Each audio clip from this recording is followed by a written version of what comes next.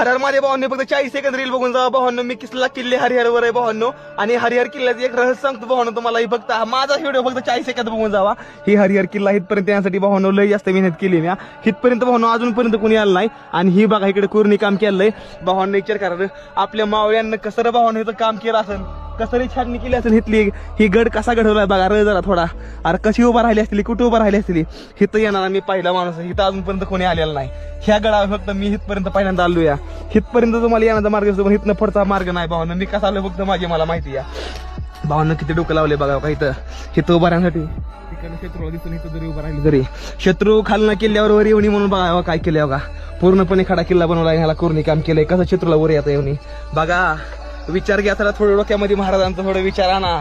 फालतू गोष्टी अजिबात करू नका. फालतू गोष्टीला तुम्ही फॉलो करता, फालतू गोष्टीला शेअर करता. आज आपल्या महाराजांच्या किल्ल्याला हे पुढे शेअर करा तुम्ही. बघा कसा केला ही किल्ला.